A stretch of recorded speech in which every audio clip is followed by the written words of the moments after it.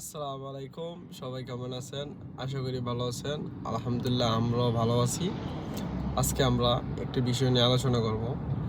আমরা দেশের রাজনীতি সম্বন্ধে নিয়ে আমার মামুর মন্তব্য জানবো যে মামু কোন দলকে ভোট দিবে এবং কি মামু ভোটের কার্ড নিয়ে আসছে কালকে অফিস থেকে। যে কোথায় ভোট দিবেন মামু, দাঁড়িপাল্লা আর বিএমপি দানের শীষ?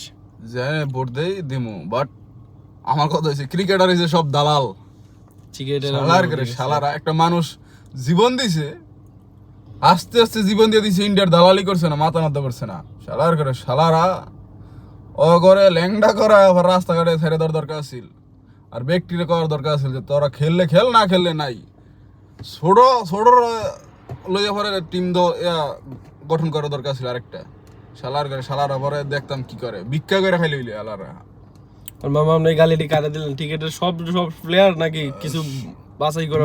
না, সব যারা দালাল হেরা সবাই।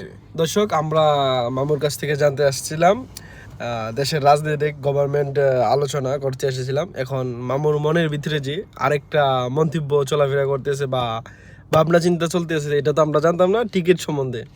তামিম হইছে বড় হালার ফুদ, হ্যাঁ হইছে বড় দালাল। হ্যাঁ সাকিব রে ধ্বংস করছে, আল্লাহ হ্যাঁ নিজেও ধ্বংস হইতেছে। উপরে ডিল দিলে নিজের কাছে আয়ে, মানে তামিমের অবস্থা এরকম হয়েছে, ওই ইয়ার নষ্ট করছে। এখন আমাদের মামু বলতেছে যে সাকিব কে নষ্ট করছে তামিম, তামিম সব শনির মূল, নষ্টের মূল এবং কি দালাল, এটা এটা। আমরা আজকে জানতে এসেছি যে মামু আপনি ভোট দিবেন কারে। মামু বলতেছি টিকিটের কথা।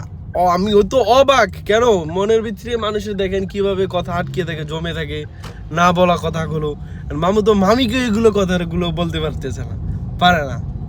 যাক, আপনাদের সাথে যে কথাগুলো শেয়ার বললো, আপনারা মামুর কথার মন্তব্য কমেন্ট করে জানাবেন এবং কি আমাদেরকে বলবেন যে মামু কি কথাগুলো রাইট বলছে না সঠিক বলছে না রং বলছে, এটা জানাবেন। ঠিক আছে দর্শক, সবাই ভালো থাকবেন। আল্লাহ হাফেজ।